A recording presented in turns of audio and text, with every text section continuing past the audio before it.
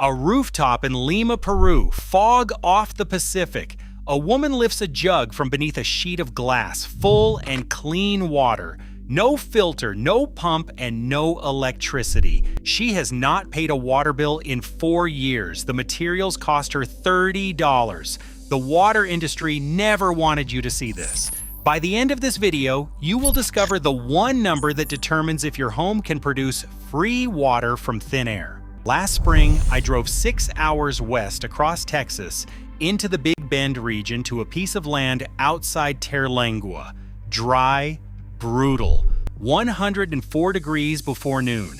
I went to meet a retired civil engineer who had been producing his own drinking water from sunlight for over 8 years in one of the driest inhabited places in the continental United States.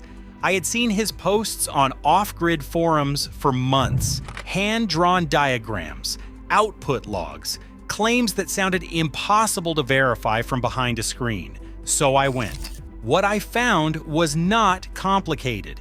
A shallow plywood basin painted flat black sat on a south-facing slope behind his workshop. A single 4x8 sheet of tempered glass covered the basin at a slight angle. Underneath the low edge sat a narrow aluminum trough. A length of clear tubing ran from the trough into a food-grade jug sitting in the shade. The jug was nearly full. I pulled out my infrared thermometer and measured the basin water at 142 degrees. The glass surface read 131. Ambient air was 104. Inside that sealed glass box, the sun was heating a thin layer of water until it evaporated.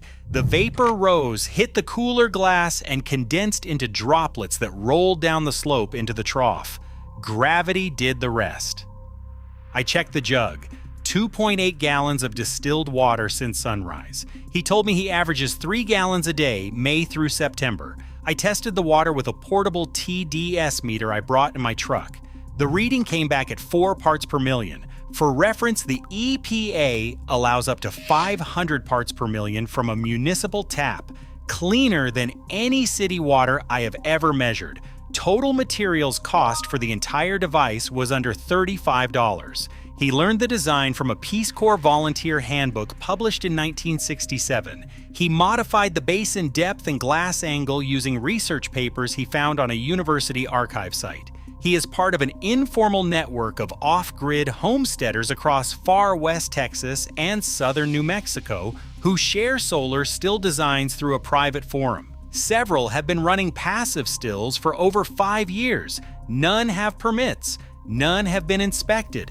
The technology requires no plumbing connection, no electrical hookup, and no mechanical parts. It exists entirely outside the building code framework, quietly producing clean water while the rest of the country pays a utility for the same thing.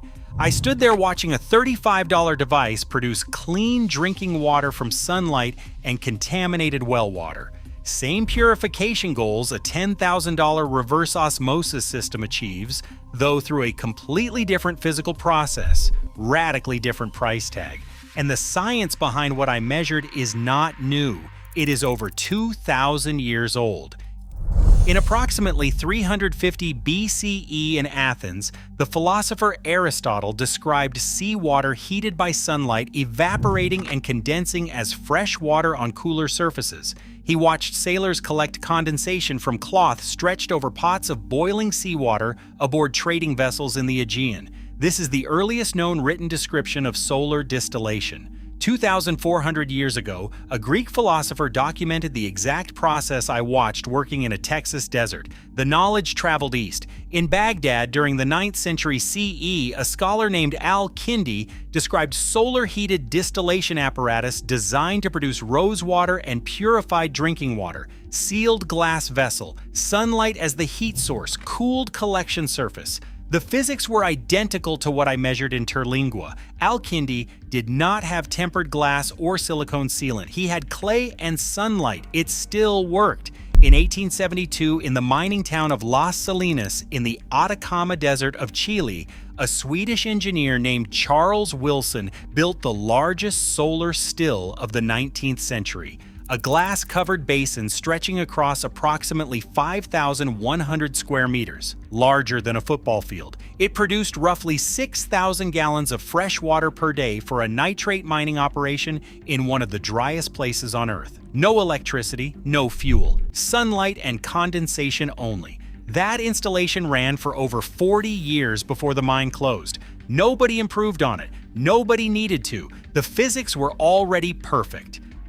The modern confirmation came in 2020 at the Massachusetts Institute of Technology. A team led by Professor Gang Chen and researcher Zhenyuan Xu published a paper in Energy and Environmental Science describing a passive solar desalination device built from materials costing under $30. It achieved a water production rate of 5.78 liters per square meter per hour. That is approximately 1.5 gallons per hour from a device the size of a card table. No pump, no filter membrane, no electricity. Professor Peng Wang at King Abdullah University of Science and Technology in Saudi Arabia published parallel results in Nature Sustainability in 2021, confirming efficiencies exceeding 90%. The European Commission Joint Research Center in Ispra, Italy has confirmed matching output rates across Mediterranean climates since 2015. Every one of these results lives in peer-reviewed journals. Every one is freely available online. The physics are settled, the engineering is proven, and yet this technology disappeared from American building practice entirely. That disappearance was not an accident. Think about who loses money when a homeowner produces free water on a rooftop. The International Bottled Water Association reported that the United States bottled water market generated $46.2 billion in revenue in 2023. Residential water filtration added another $12 billion. Combined, Americans spend roughly $58 billion a year purchasing water. Families opening utility bills at kitchen tables and setting them face down because the number makes them tired. Hauling cases of plastic bottles from grocery store shelves into minivans week after week. That exhaustion funds an industry. The Uniform Plumbing Code, first published in 1945 by the International Association of Plumbing and Mechanical Officials, defined potable water sources exclusively as municipal supply connections or approved well systems. Passive distillation was never included, not because it was tested and failed, because it was never written into the document. In 1998, the International Code Council published the International Residential Code. Section P 2901 requires all potable water systems to connect to an approved public or private water supply. A solar still has no classification pathway in that code. The category does not exist. There is no box for it on the inspection form. As of 2024, Colorado, Utah, Oregon, and Nevada all restrict or regulate passive water collection from atmospheric sources. Colorado only legalized residential rainwater harvesting in 2016, limited to 2 barrels totaling 110 gallons. The legal framework treats water that falls on your own roof as belonging to downstream rights holders. A solar still that condenses water from humidity sits in an even grayer territory, not clearly legal, not clearly illegal, just absent from the code entirely. The American Waterworks Association spent over $1.2 million on federal lobbying in 2022 alone. Executives from water utility holding companies sitting in Washington conference rooms. Lobbyists walking congressional hallways carrying position papers, arguing that unregulated residential water production poses public health risks. Not to advance water technology, to protect the water market. Meanwhile, the bottled water companies selling you filtered municipal tap water in plastic bottles at a 4,000% markup face zero regulatory pushback. Nobody lobbies against profit. They lobby against independence. Picture a municipal water inspector in Phoenix standing in front of a homeowner's solar still, clipboard in hand, writing a code violation for an unpermitted water production device. That still produces cleaner water than the municipal tap. The inspector cannot approve what her training never covered. She was never taught this. It was never on her licensing exam. Her supply house does not stock the parts because the code does not recognize the system. An entire chain of professionals locked out of knowledge that a retired engineer in Terlingua figured out from a Peace Corps handbook and a university archive. The average American household pays roughly $73 a month for water and sewer. Over a 30-year mortgage that is more than $26,000 for a resource, a $30 device on your roof produces for free. A solar still cannot support a $58 billion industry. Now, if you do not own land, if you are not off-grid, if you are sitting in a suburban house or an apartment right now, stay with me. Because what comes next works in any home, costs under $300, and requires 0 permits in most jurisdictions. This part was built specifically for you. Here is the number I promised at the beginning, the one measurement that changes everything. It is called the DUW point spread. It is the gap between the temperature of heated, humid air inside a solar still and the temperature of the cooler glass surface where condensation forms. That single number determines how much water your system produces. The bigger the spread, the faster vapor condenses. The faster it condenses, the more clean water collects in your jug every hour. When I stood in that Terlingua workshop, the basin water sat at 142 degrees. The glass read 131. Because the sealed enclosure trapped fully saturated air, the dew point inside the still rose along with the temperature. Since the 131-degree glass was cooler than the hot, moisture-laden air, condensation began immediately. Any homeowner can check this right now with a $12 digital hygrometer from any hardware store. If the spread between your daytime air temperature and dew point exceeds 20 degrees, a properly built solar still will produce measurable water. In Sunbelt states that spread routinely exceeds 35 degrees from April through October.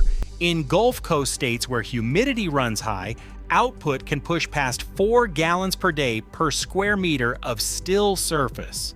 No plumber and no utility company will ever volunteer this number. The solution costs $30. Their monthly bill costs $73. Here is how you build this yourself. You need one 4x8 sheet of tempered glass at $30 to $60. One sheet of 3/4-inch exterior plywood at $18 to $25. Flat black non-toxic heat resistant paint at $8 to $12. Food-grade silicone sealant at $6 to $10. One aluminum gutter section at $8 to $15. Clear food-grade silicone tubing at $3 to $5, and one sheet of rigid foam insulation at $5 to $8. Total cost runs $78 to $135. Build a shallow basin from the plywood, 4 feet by 8 feet, sides 3 inches tall. Seal every seam with silicone. Paint the interior flat black, 2 coats. Glue rigid foam insulation to the underside and exterior walls to retain heat. Every degree you lose through the bottom is a degree that is not evaporating water. Mount the basin on a south-facing surface tilted at 15 degrees. Install the aluminum trough along the low interior edge where condensation will drip. Route the tubing from the trough through a sealed port in the basin wall down into a food-grade collection jug. Fill the basin with 1 to 2 inches of source water. Tap water, rainwater, even contaminated water works because distillation removes everything. Lay the tempered glass over the basin at a matching slope. Seal the edges with silicone and leave a small vent gap at the top in extreme heat to prevent pressure buildup. Clean the glass weekly. Refill the basin daily or connect a slow drip line from a rain barrel. In freezing climates, drain the basin before first frost. The distilled output is mineral-free, so add a pinch of sea salt per gallon for taste and trace minerals. 2 stills side by side on a south-facing garage roof in Phoenix, Tucson, Las Vegas, or Houston produce 4 to 6 gallons a day through summer. That covers drinking and cooking water for a family of 4. Total cost under $300, no permits, no plumbing, no electricity, and no monthly bill. Physics does not care about lobbying budgets or $58 billion markets. It worked for Aristotle. It worked in the Chilean desert in 1872. It works right now on a rooftop in Terlingua, and it will work for you.